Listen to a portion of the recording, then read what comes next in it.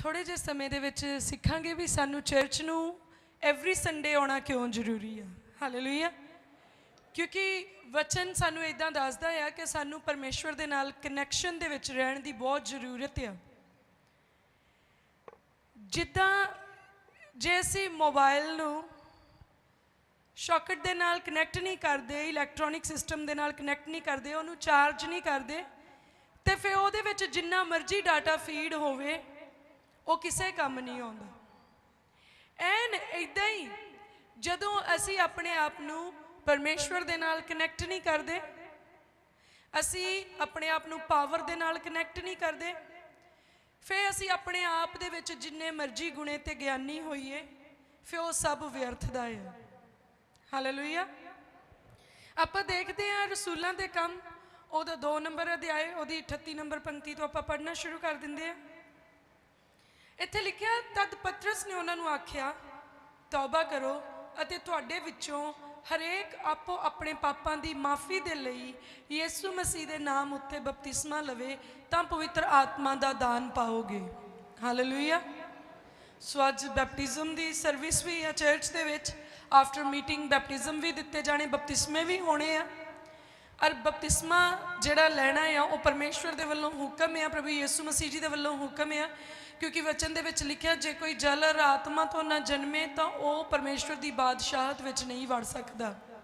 तो जे तुसी चाहुंदे आ कि तुसी परमेश्वर जी की बादशाहत दे विच वड़ सको तो तुहानू जरूर बपतिस्मा लेना चाहिए है। और तुहानू बपतिस्मे के बारे में प्रॉपर जानकारी भी होनी चाहिए है कि बपतिस्मा है कि, और बपतिस्मा लैण दे नाल साडे जीवन दे विच जिहड़ा आ वो की बदलाव आउंदा है। सो इत्थे पतरस ने प्रचार किया है, उन्हें लोगों को दस्या है तौबा करो। सब तो पहला आपां नूं कन्फैस करन दी जरूरत है कि असीं पापी हाँ, असीं गुनाहगार हाँ, साडे कोलों गलतियां होईयां आ। और फिर सानू बपतिस्मा लैण दी जरूरत है। और जे असीं पापां दी माफ़ी लै लैंदे आ परमेश्वर जी दे कोलों और परमेश्वर दे हुक्म दे अनुसार बपतिस्मा पा लैंदे आ तां वचन विच लिखिया, तां पवित्र आत्मा दा दान पाओगे। हालेलुया। फिर सानू पाकरू जिहड़ा आ वो वरदान विच गिफ्ट दे विच जिहड़ा आ वो दिता जाएगा। और वचन च लिखिया जिहड़ा पाकरू आ वो सारियां गल्लां दे विखे साडी अगवाई करदा है। जे तुसी चाहुंदे आ कि पवित्र आत्मा जी तुहाडे जीवन दे विच होण, एक divine helper, divine counsellor, divine advocate तुहाडे जीवन दे विच होए, जिहड़ा सारे कम्मां च तुहानू दस्से भी इदां ना करी, ये गलत आ, ये काम कर लै, इहदे च तेरा फायदा आ, इधर नू जावीं, इधर नू ना जाईं, जिहड़ा तुहानू दस्से कि जिहड़ा तुहाडे सामने खड़ा आ वो तेरे नाल धोखा करन लई खड़ा आ, जां सच्ची तेरे लिए वो चंगा इंसान है, जो कह रहा वो सच बोल रहा कि झूठ बोल रहा। जे तुसी ये सारियां चीज़ां नू जानना चाहुंदे आ, जे तुसी इन्हां सारियां चीज़ां दे विच बने रहना चाहुंदे आ तां फिर तुहानू पवित्र आत्मा की जरूरत है। और जे तुसी पवित्र आत्मा लेना चाहुंदे आ फिर उस तो पहलां तुहानू बपतिस्मा लेना पवेगा। हालेलुया। उहदे पहलां तुहानू तौबा भी करनी पेगी। तो जे तुसी तौबा कर ली, बपतिस्मा ले लिया, फिर वचन के अनुसार तुहानू पाकरू जिहड़ा आ वो वरदान विच मिलूगा। और लिखिया, क्योंकि एक करार तुहाडे और तुहाडे बालकां दे नाल है ਅਤੇ ਉਹਨਾਂ सबना नाल ਜਿਹੜੇ दूर ਹਨ, जिन्नियां नू प्रभु साडा परमेश्वर अपने कोल बुलावे। ये प्रॉमिस है परमेश्वर दा कि जे कोई इंसान तौबा करे, बपतिस्मा लवे तो फिर पाकरू उन्होंने गिफ्ट दे विच मिलूगा। तुहाडे बच्चियां नू भी जदों तुहाडे न्याणे भी बैपटिज्म करनगे तो उन्होंने भी जिहड़ा होली स्पिरिट का गिफ्ट जिहड़ा आ वो मिलूगा। सगों उन्होंने भी जिन्हों ने हाले तौबा नहीं की, पर जदों परमेश्वर ने उन्होंने चुन लिया, जदों वो परमेश्वर जी के नेड़े आ गए, वचन सुनन लग गए, तो जदों उन्होंने भी बपतिस्मा ले लिया, भावें अज भावें कल भावें परसों, जदों भी उन्हों का राइट टाइम आए तो एक करार उन्होंने नाल फिक्स आ कि परमेश्वर अपने आत्मा का वरदान उन्होंने लोगों को देणगे। हालेलुया। अते होर भी बहुतियां गल्लां नाल उन्हें साखी दिती अते उपदेश किया, भई अपने आप नूं इस कब्बी पीढ़ी कोलों बचाओ। सो पतरस ने जो उन्हें प्रभु यीशु मसीह जी दे नाल रह के सीखिया सी, उन्हां सारियां चीज़ां दा वो प्रचार करते रहंदे सी प्रभु यीशु मसीह जी दे चेले। तो उन्हें वचन च लिखिया, उन्हें होर भी बहुत सारियां गल्लां दा प्रचार किया, जिन्हां चों एक विशेष गल ये भी सीगी कि अपनी आप नूं कब्बी पीढ़ी कोलों बचाओ। कब्बी पीढ़ी किहड़ी आ? जिहड़े लड़ाइयां झगड़ियां दे विच हिस्से लैंदे आ, जिहड़े हराम कारियां जनाहकारियां करदे रहिंदे आ, ਜਿਹੜੇ ਇੱਕ ਦੂਜੇ ਦੇ ਵਿਰੋਧ ਵਿੱਚ ਲੜਾਈਆਂ ਝਗੜਿਆਂ ਦੇ ਵਿੱਚ ਪਏ ਰਹਿੰਦੇ, ਜਿਹੜੇ ਪਰਮੇਸ਼ਵਰ ਦੇ ਇਨਕਾਰੀ ਆ ਪਰ ਦੁਸ਼ਟ ਦੇ ਕੰਮਾਂ ਦੇ ਵਿੱਚ ਲੁਤਫ ਉਠਾਉਂਦੇ ਆ, ਉਹ ਕੱਬੀ ਪੀੜ੍ਹੀ ਆ। ਤੇ ਵਚਨ ਦੇ ਵਿੱਚ ਲਿਖਿਆ ਕਹਿੰਦਾ ਆਪਣੇ ਆਪ ਨੂੰ ਕੱਬੀ ਪੀੜ੍ਹੀ ਤੋਂ ਦੂਰ ਰੱਖੋ। ਹੁਣ ਕੱਬੀ ਪੀੜ੍ਹੀ ਦੀ ਪਹਿਚਾਣ ਆਪਾਂ ਨੂੰ ਕਦੋਂ ਹੋਊਗੀ? ਜਦੋਂ ਅਸੀਂ ਸੁਚੱਜੀ ਪੀੜ੍ਹੀ ਦੇ ਵਿੱਚ ਆ ਜਾਵਾਂਗੇ। ਜੇ ਇੱਕ ਇਨਸਾਨ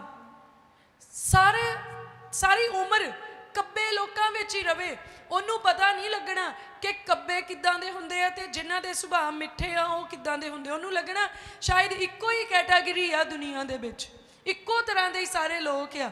ਪਰ ਜਦੋਂ ਅਸੀਂ ਕੱਬੀ ਪੀੜ੍ਹੀ ਵਿੱਚੋਂ ਪਰਮੇਸ਼ਵਰ ਨੇ ਸਾਨੂੰ ਵੱਖਰੇ ਕੀਤਾ ਤੇ ਅਸੀਂ ਸੁਚੱਜੀ ਪੀੜ੍ਹੀ ਦੇ ਵਿੱਚ ਸਿੱਧ ਮਨਾਂ ਵਾਲਿਆਂ ਦੇ ਵਿੱਚ ਆਣ ਕੇ ਬੈਠਾਂਗੇ, ਉਦੋਂ ਆਪਾਂ ਨੂੰ ਸਿਆਣ ਹੋ ਜਾਣੀ ਆ ਵੀ ਕੱਬੀ ਪੀੜ੍ਹੀ ਕੌਣ ਆ ਤੇ ਜਿਹੜੀ ਪਰਮੇਸ਼ਵਰ ਨੂੰ ਪਸੰਦ ਆਉਣ ਵਾਲੀ ਸਿੱਧੀ ਪੀੜ੍ਹੀ ਆ, ਚੰਗੀ ਪੀੜ੍ਹੀ ਆ, ਉਹ ਕੌਣ ਲੋਕ ਆ।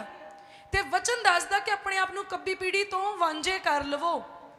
ਇਹਦਾ ਮਤਲਬ ਆ ਵਚਨ ਸਾਨੂੰ ਇਹ ਕਹਿੰਦਾ ਆਪਣੇ ਆਪ ਨੂੰ ਧਰਮੀਆਂ ਦੇ ਨਾਲ ਜੋੜੋ ਤੇ ਆਪਣਾ ਮੇਲ ਮਿਲਾਪ ਧਰਮੀ ਲੋਕਾਂ ਦੇ ਨਾਲ ਰੱਖੋ। ਹਾਲੇਲੂਇਆ।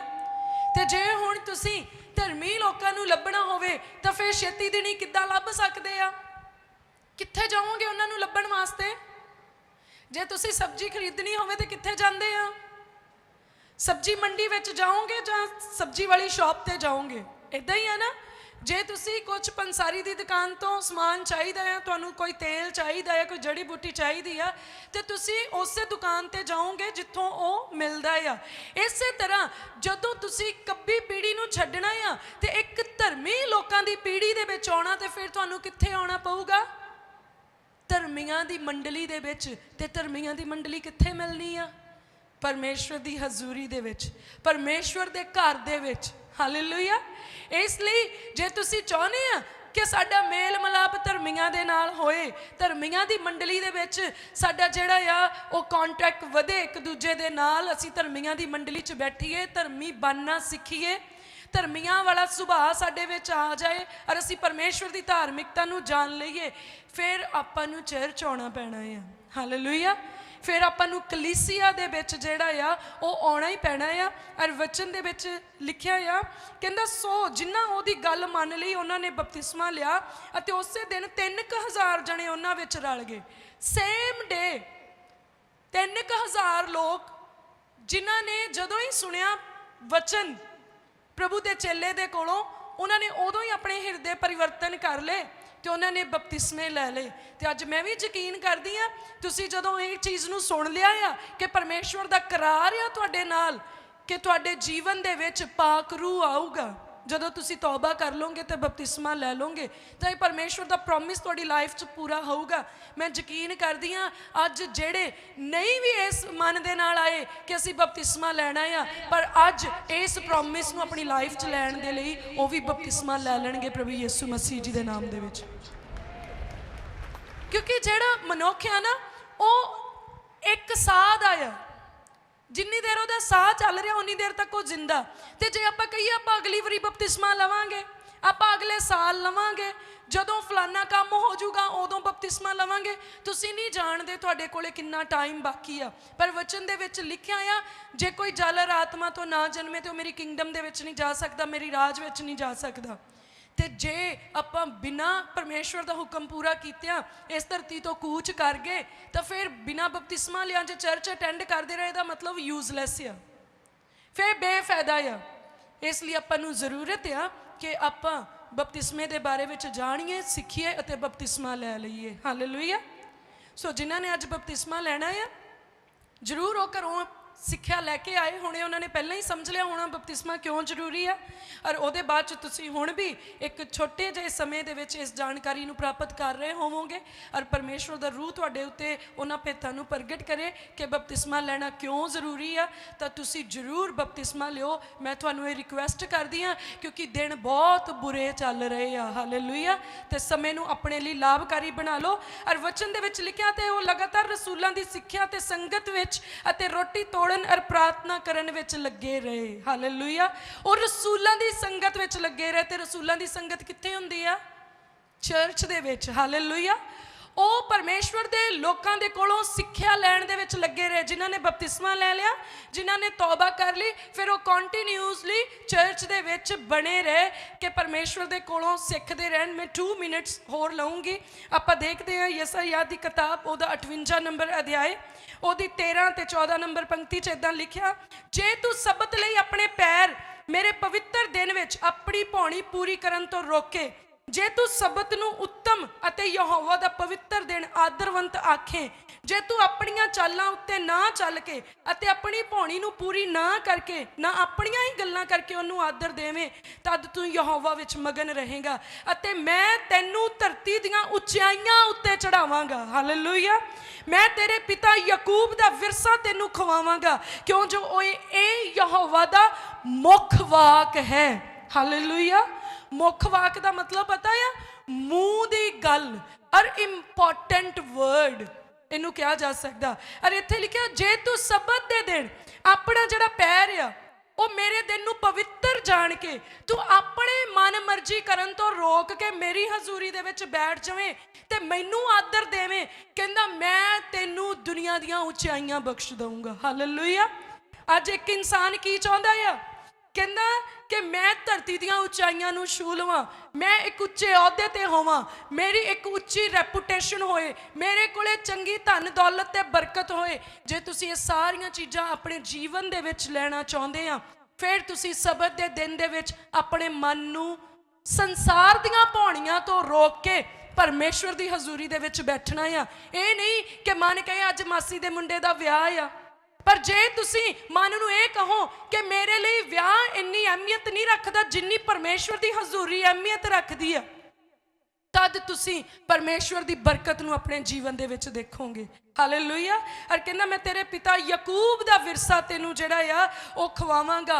ਉਹ ਬਲੈਸਿੰਗਸ ਜਿਹੜੀਆਂ ਪਰਮੇਸ਼ਵਰ ਨੇ ਯਾਕੂਬ ਨੂੰ ਦਿੱਤੀਆਂ, ਉਹ ਬਲੈਸਿੰਗਸ ਜਿਹੜੀਆਂ ਪਰਮੇਸ਼ਵਰ ਨੇ ਅਬਰਾਹਮ ਨੂੰ ਦਿੱਤੀਆਂ, ਜਿਹੜੀਆਂ ਇਸਹਾਕ ਨੂੰ ਮਿਲੀਆਂ ਤੇ ਫਿਰ ਯਾਕੂਬ ਤੱਕ ਪਹੁੰਚੀਆਂ, ਅੱਜ ਉਹ ਬਲੈਸਿੰਗਸ ਤੁਹਾਡੇ ਲਈ ਅਵੇਲੇਬਲ ਆ। ਇੱਥੇ ਪਰਮੇਸ਼ਵਰ ਦੀ ਮੇਜ਼ ਲੱਗੀ ਹੋਈ ਆ। ਔਰ ਜੇ ਤੁਸੀਂ ਕੰਟੀਨਿਊ ਪਰਮੇਸ਼ਵਰ ਦੇ ਵਿੱਚ ਬਣੇ ਰਹੋ, ਸੰਗਤ ਕਰਦੇ ਰਹੋ, ਐਵਰੀ ਸੰਡੇ ਖੁਦ ਆਓ, ਆਪਣੇ ਬੱਚਿਆਂ ਨੂੰ ਲੈ ਕੇ ਆਓ, ਤਾਂ ਜ਼ਰੂਰ ਤੁਸੀਂ ਪਰਮੇਸ਼ਵਰ ਦੀਆਂ ਆਸ਼ੀਸ਼ਾਂ ਨੂੰ ਆਪਣੇ ਜੀਵਨ ਦੇ ਵਿੱਚ ਲਓਗੇ। ਚਰਚ ਆਉਣਾ ਕਿੰਨਾ ਜ਼ਰੂਰੀ ਆ? ਜਿੰਨਾ ਪਤਨੀ ਦਾ ਪਤੀ ਦੇ ਨਾਲ ਰਹਿਣਾ ਜ਼ਰੂਰੀ ਆ। ਹਾਲੇਲੂਇਆ। ਜੇ ਇੱਕ ਪਤਨੀ ਕਹੇ ਮੈਂ ਆਪਣੇ ਪਤੀ ਨਾਲ ਨਹੀਂ ਰਹਿਣਾ, ਉਹ ਆਦਰਵੰਤ ਨਹੀਂ ਗਿਣੀ ਜਾਂਦੀ। ਇਸੇ ਹੀ ਤਰ੍ਹਾਂ ਜੇ ਕਲੀਸਿਆ ਦਾ ਕੋਈ ਮੈਂਬਰ ਕਹੇ ਮੈਂ ਚਰਚ ਨੂੰ ਨਹੀਂ ਜਾਣਾ, ਇਹ ਕੋਈ ਇੱਜ਼ਤ ਵਾਲੀ ਗੱਲ ਨਹੀਂ ਆ ਉਸ ਮਸੀਹੀ ਫੈਲੋ ਦੇ ਲਈ, ਕਿਉਂਕਿ ਵਚਨ ਦੇ ਵਿੱਚ ਲਿਖਿਆ ਇੱਕ ਇੱਕ ਜਨ ਰਲ ਕੇ ਕਲੀਸਿਆ ਬਣਦੀ ਆ, ਤੇ ਕਲੀਸਿਆ ਜਿਹੜੀ ਇੱਕ ਦੇਹ ਆ, ਔਰ ਹਰੇਕ ਜਨ ਇੱਕ ਵੱਖਰਾ ਅੰਗ ਆ, ਤੇ ਮਸੀਹ ਉਹਨਾਂ ਦਾ ਸਿਰ ਆ। ਹਾਲੇਲੂਇਆ। ਤੇ ਜੇ ਹੱਥ ਲਾ ਕੇ ਉੱਥੇ ਸਿੱਟ ਦਿੱਤਾ ਜਾਵੇ ਤਾਂ ਹੱਥ ਕੰਮ ਕਰਦਾ ਰਹੂਗਾ, ਜੇ ਪੈਰ ਲਾ ਕੇ ਸਿੱਟ ਦਿੱਤਾ ਜਾਵੇ ਤੇ ਕੰਮ ਕਰਦਾ ਰਹੂਗਾ। ਪਰ ਇਹਨਾਂ ਨੇ ਗੱਲ ਤੇ ਸੜ ਜਾਣਾ ਆ। ਜਿੰਨੀ ਦੇਰ ਤੱਕ ਇਹ ਜਿਸਮ ਦੇ ਨਾਲ ਅਟੈਚ ਰਹਿਣਗੇ, ਇਹ ਪਾਵਰਫੁਲ ਰਹਿਣਗੇ, ਇਹਨਾਂ ਦੀ ਗਰੋਥ ਹੁੰਦੀ ਰਹੂਗੀ, ਔਰ ਇਹ ਸਿਹਤਮੰਦ ਰਹਿਣਗੇ। ਇਸੇ ਤਰ੍ਹਾਂ ਜੇ ਦੇਹ ਦੇ ਨਾਲੋਂ ਸਿਰ ਵੱਖਰਾ ਕਰ ਦਿੱਤਾ ਜਾਵੇ ਤਾਂ ਪੂਰੀ ਦੀ ਪੂਰੀ ਦੇਹ ਮੁਰਦਾ ਆ। ਮਸੀਹ ਸਾਡਾ ਸਿਰ ਆ। ਇਸ ਲਈ ਤੁਸੀਂ ਆਪਣੇ ਆਪ ਨੂੰ ਨਾ ਚਰਚ ਦੇ ਨਾਲੋਂ ਸੈਪਰੇਟ ਕਰਕੇ ਠੀਕ ਰਹਿ ਸਕਦੇ ਆ, ਨਾ ਮਸੀਹ ਦੇ ਨਾਲੋਂ ਸੈਪਰੇਟ ਕਰਕੇ ਠੀਕ ਰਹਿ ਸਕਦੇ ਆ। ਠੀਕ ਰਹਿਣ ਦੇ ਲਈ ਆਪਾਂ ਨੂੰ ਚਰਚ ਦੇ ਨਾਲ ਬਣੇ ਰਹਿਣ ਦੀ ਬਹੁਤ ਜ਼ਰੂਰਤ ਆ। ਇੰਨੀ ਜ਼ਰੂਰਤ ਜੇ ਕੋਈ ਮੱਛੀ ਇਹ ਕਵੇ ਕਿ ਮੈਂ ਪਾਣੀ ਦੇ ਬਿਨਾਂ ਜ਼ਿੰਦਾ ਰਹਿ ਸਕਦੀ ਆ, ਤੁਸੀਂ ਯਕੀਨ ਕਰ ਸਕਦੇ ਆ? ਇਸੇ ਹੀ ਤਰ੍ਹਾਂ ਜੇ ਕੋਈ ਵਿਸ਼ਵਾਸੀ ਕਹੇ ਮੈਂ ਚਰਚ ਦੇ ਬਿਨਾਂ ਹੀ ਸਾਰੀ ਜਿਹੜੀ ਸਿੱਖਿਆ ਆ ਉਹ ਪ੍ਰਾਪਤ ਕਰ ਸਕਦਾ ਆ, ਸਾਰੇ ਭੇਤ ਸਮਝ ਸਕਦਾ ਆ, ਇਹ ਵਿਸ਼ਵਾਸ ਕਰਨ ਦੇ ਯੋਗ ਨਹੀਂ ਆ, ਔਰ ਇਹ ਨਾਮੁਮਕਿਨ ਆ। ਇਸ ਲਈ ਸਾਨੂੰ ਜ਼ਰੂਰਤ ਆ ਕਿ ਅਸੀਂ ਆਪਣੀਆਂ ਉਹ ਬਰਕਤਾਂ ਜਿਹੜੀਆਂ ਕਲੀਸਿਆ ਦੇ ਲਈ ਪਰਮੇਸ਼ਵਰ ਨੇ ਠਹਿਰਾਈਆਂ, ਪ੍ਰਭੂ ਦੀ ਹਜ਼ੂਰੀ ਵਿੱਚ ਆਣ ਕੇ ਲਈਏ, ਪ੍ਰਭੂ ਦੇ ਵਿੱਚ ਬਣੇ ਰਹੀਏ, ਔਰ ਆਪਣੇ ਧੀਆਂ ਪੁੱਤਰਾਂ ਨੂੰ ਵੀ ਚਰਚ ਦੇ ਵਿੱਚ ਲੈ ਕੇ ਆਈਏ। ਪ੍ਰਭੂ ਦੀ ਬਰਕਤ ਹੁਣ ਤੋਂ ਹਮੇਸ਼ਾ ਤੀਕਰ ਪਰਮੇਸ਼ਵਰ ਦੇ ਚਾਹਣ ਵਾਲਿਆਂ ਦੇ ਨਾਲ ਬਣੀ ਰਹੇ। ਆਮੀਨ।